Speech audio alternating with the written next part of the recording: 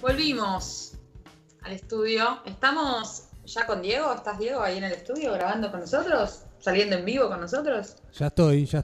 ¿Se me escucha bien? Bien, te escuchamos muy bien. Bienvenido nuevamente a Ritual. ¿Cómo estás? ¿Cómo andan? Bien, acá.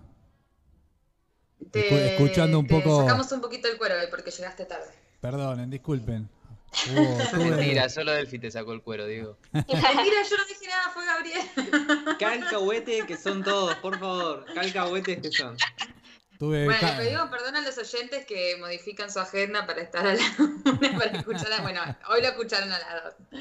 ¿Qué pasó, Diego? Tuve algunos cambios de planes y bueno, nada, les pido disculpas. No se volverá a repetir, prometo. No hay problema. Así generamos expectativa. La gente está ahí, ya se preparó el pochoclo todo para escuchar nuestra charla de hoy. Para escucharnos discutir, debatir. Exactamente. Después de unas semanas que, no sé qué piensan ustedes, pero yo creo que se ha revolucionado mucho todo. La verdad que ha habido mucho movimiento a partir del estallido de la segunda ola. Esta creciente colapso del sistema sanitario, que lo vemos principalmente en el AMBA, pero también en otras regiones del país. La verdad que yo he estado hablando con amigues, con colegas del resto del país y la situación que uno empieza a ver de colapso se puede observar, ¿no? que va creciendo en distintos puntos y bueno, eso ha traído consigo las medidas que tomó el gobierno con el último decreto, que está vigente hasta ahora, hasta el 30 de abril. No sabemos si se renovarán las medidas. Veremos, habrá que ver qué sucede después del 30, ¿no? Cuando el gobierno, cuando venza el DNU que publicó el gobierno hace poco. ¿Y qué nuevas medidas toma, no? Me parece que viene habiendo ruido al respecto. Hubo varias reuniones entre los gobernadores, Alberto, el jefe de gabinete de la ciudad, el jefe de gabinete de la provincia, con Santiago Cafiero. No está claro qué es lo que va a pasar, pero seguramente tomen nuevas medidas y seguramente, o muy probablemente, esas medidas apuntan hacia un aumento, digamos, en las restricciones de los cuidados, digamos, porque, bueno, la realidad es que hay una situación sanitaria que es muy compleja, que los hospitales desbordan y que está en peligro la vida, ¿no? de muchísima gente. Estamos con unos números de contagio altísimos, un creciente número de muertos. Muchos hablan de que hay como que ahora no sigue habiendo como picos, pero que se ha mesestado esta curva en un pico como constantemente alto de contagios. Y por otro lado tenemos toda la pelea por las vacunas, que también venimos hablando semana a semana, que sigue suscitando dichos ahí de sectores como los de Juntos por el Cambio, que la verdad ya iremos a contar, han dicho unas cosas terribles. Y bueno, se sigue peleando tanto por conseguir vacunas en nuestro país como llevar adelante la vacunación en nuestro territorio. Que en eso también hay algunas novedades. Y bueno, sí, creo que los números están hablando por sí solos. Se pasó hace 15 días de una ocupación de camas de terapia intensiva del 49% en los hospitales públicos de la ciudad. Se pasó al 68% y esta semana estamos en el 84%. Cuando también el sistema privado de salud, que no hay informes oficiales, pero que todos hablan de que está ya colapsado, digamos, saturado, que está arriba del 95% la ocupación de camas. Tenemos algunas informaciones de que están acondicionando hoteles, algunas empresas de medicina prepaga para que sean salas de internación. Pero surgió otro problema, que es lo que nos alertaba ayer la ministra de Salud de la Nación, que es el problema de que, empezó a haber inconvenientes con el oxígeno y con los respiradores. Así que, la verdad que el panorama que nos van alertando realmente es gravísimo. Y hoy lo escuchaba a la mañana a Pablo Maciel, que es el secretario general de la SICOP de Provincia de Buenos Aires, que lo que decía es que ya el 75% de la circulación de del virus en la provincia responde a la cepa esta nueva de Manaos, que es más agresiva, mucho más contagiosa. Así que bueno, el panorama es muy serio. Si se estabilizó la curva en 25.000 casos diarios, la verdad que es un número altísimo y estamos hablando de un promedio de 500 muertes diarias, ¿no? 450. Así que la verdad que es todo muy, muy preocupante, me parece. Toda la semana... Creo que cualquiera que esté un poco al tanto, ¿no?, de la situación que se vive en los hospitales ve con preocupación, ¿no?, lo que está pasando. A mí me parece que es importante, bueno, se generó toda una nueva ola de novedades al respecto de la vacuna. Creo que están pasando y sucediendo muchas cosas, ¿no? Una de ellas, me parece que hay un par de noticias para destacar. La primera es que el gobierno va a destinar 70.000 vacunas para la gente que trabaja en los comedores, que dan de alimentos justamente a los sectores más carenciados, a los sectores populares de nuestro país. Y bueno, esa gente que viene estando en la primera línea desde hace un año de pandemia, finalmente el gobierno va a destinar 70.000 vacunas para que se pueda vacunar una parte, por lo menos, de los sectores que están enfrente de los comedores.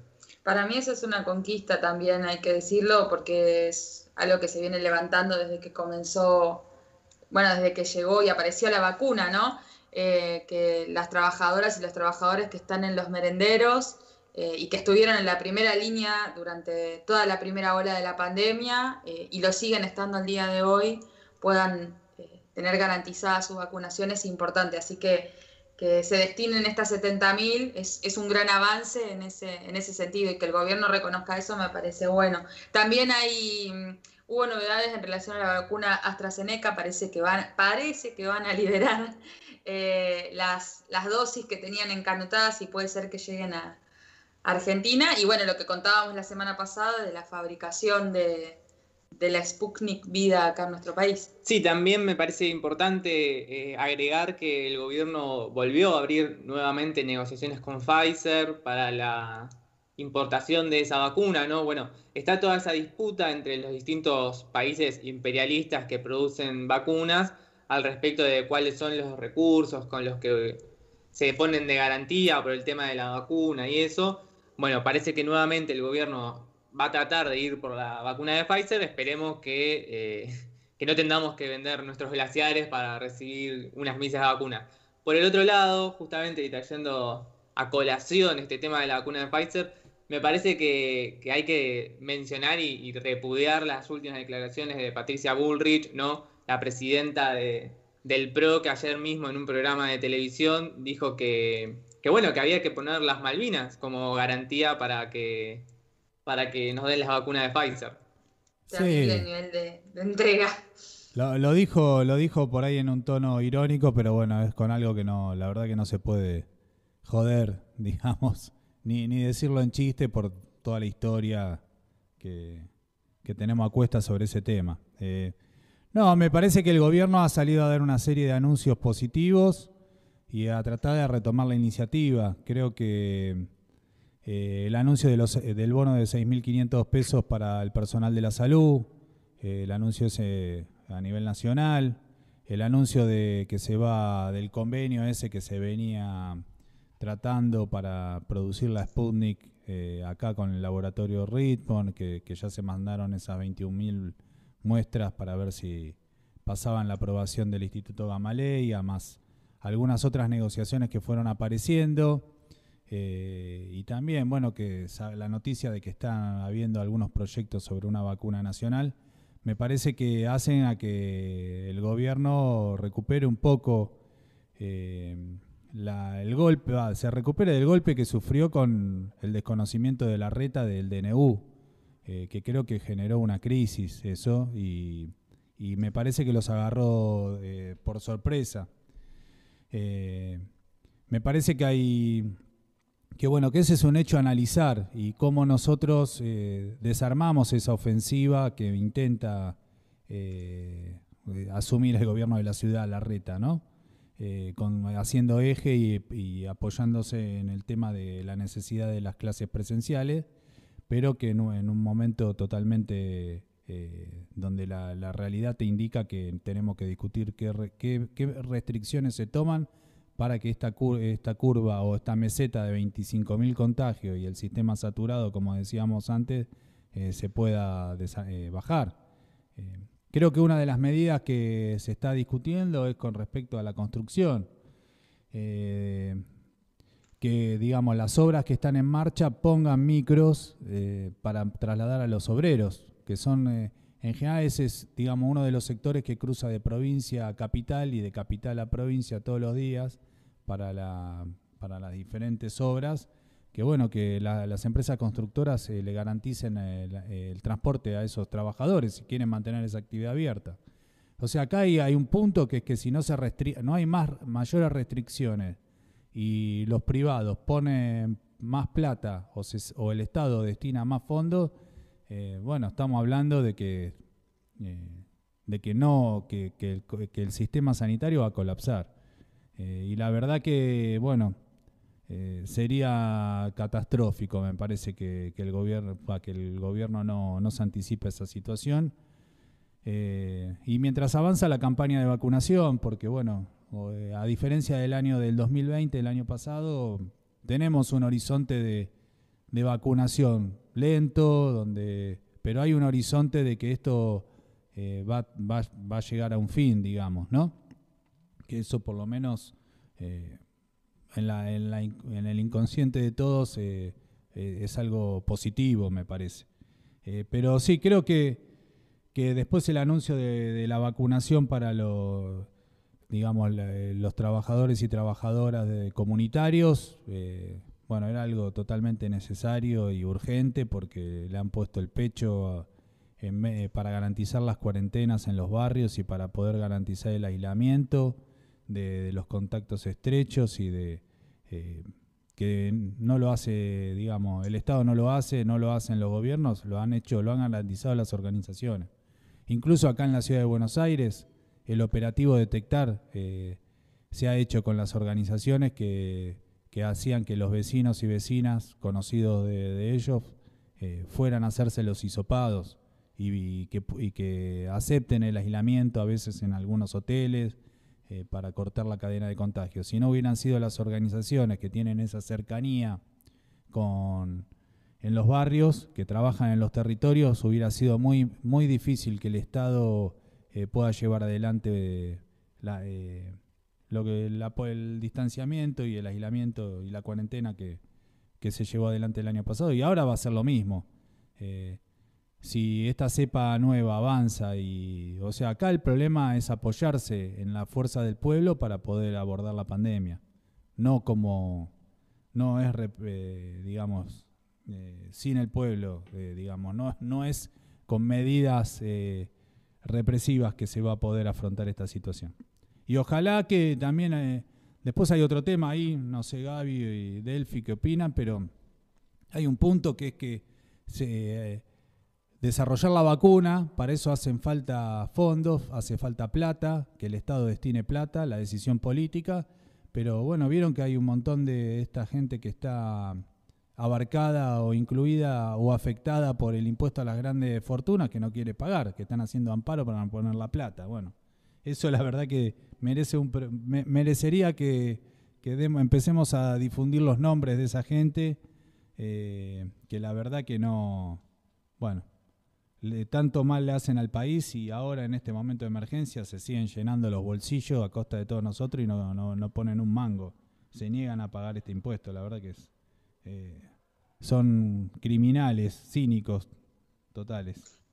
Yo estoy totalmente de acuerdo con vos, Diego. Es más, te voy a decir y voy a pasar el chivo de otro programa de Radio Viral Comunitaria, que es el programa que tenemos las pibas para que me invitan, donde ya empezamos a escrachar a estos multimillonarios que no quieren pagar el impuesto a las grandes fortunas, este aporte extraordinario. Y bueno, estuvimos mencionando algunos nombres, seguramente acá en Ritual también lo retomaremos. Hay una lista bastante grande. El movimiento, perdón que me meta, Son alrededor de 80 multimillonarios que han presentado un recurso ante la justicia para justamente evitar el pago de este aporte solidario extraordinario. Entre ellos, así por decir rápidamente, ¿no? Podemos encontrar a Caputo, a varios amigos Había como 10 Caputos. Sí, había varios. Se ve que es una familia con muchos multimillonaria. Había varios Caputos, todos muy cercanos también. Al expresidente Macri. Estaba gente de Clarín, de La Nación. Está Carlos Tevez en esa lista también. Estaba Tevez también, que es como la frutilla del postre de la guillotina del pueblo. El que no quería que bardeen a su presidente durante el macrismo. De terror, la verdad que de terror. Muchos huevos a juntar para ir a tirarles casa por casa. Vayan reuniendo. No, pero están caros los huevos, Kitty. Vamos a tirarle con otra cosa. No hay que desperdiciar la comida. No hay que desperdiciar la comida. Al menos que estén podridos. Si están podridos puede ser que no los podamos usar. No sé cómo se hace para chequear eso. No, pero hay que hacer un gran scratch a toda esta gente. Así como están haciendo... Arrancó el movimiento ahí de la radio, del movimiento de mujeres que está a la vanguardia. Hay que hacer un gran scratch a todo esto, a estos personajes nefastos, la verdad. Después, una cosa me parece muy importante de la semana, que bueno, que está en curso, pero que viene siendo la lucha ahí en Neuquén. Me parece que ese es otro elemento de la situación política a resaltar, que son estos más de 20 cortes de ruta en una provincia rica, donde está Vaca Muerta, donde hay uno de los principales yacimientos de gas y de petróleo del país y de América, que bueno, que hoy dicen que han logrado un 53% de aumento que se ha firmado con el gobierno provincial, pero que bueno, que parece que la lucha continúa. Así que, pero me parece que ese es un ejemplo y que bueno, que también marca un termómetro de lo que está pasando subterráneamente, que a veces uno en los medios no aparece, pero esas luchas marcan y contagian al resto de los sectores. Me parece que bueno, que sería importante prestarle atención ahí a ver cómo se define, si los cortes de ruta continúan o no, porque no sé si vieron que ATE firmó este 53% escalonado hasta fin de año, que entiendo que en el contexto general es un triunfo, pero los trabajadores autoconvocados que están en las rutas ponen en discusión algunas cosas más con respecto a ese acuerdo. Así que bueno, son esas luchas que a veces te marcan un nuevo momento. Es para tener en cuenta.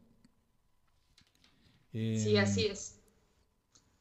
También ha habido corte de ruta en Tucumán, de otros sectores, de obreros rurales. O sea, también hay una situación en el movimiento de trabajadores, en la clase obrera, que hay que ver qué pasa, ¿no? Porque la inflación está golpeando muy, muy duro, no solo la pandemia, sino la situación económica. Estoy totalmente de acuerdo, Diego. Si les parece, vamos a un corte y volvemos en unos minutitos y seguimos charlando un poco de eso, de cómo se ha recrudecido. Hoy estuvimos haciendo una entrevista sobre la inflación y charlando otros temas de ciudad. Así que quédense con nosotros y ya seguimos charlando. Dale.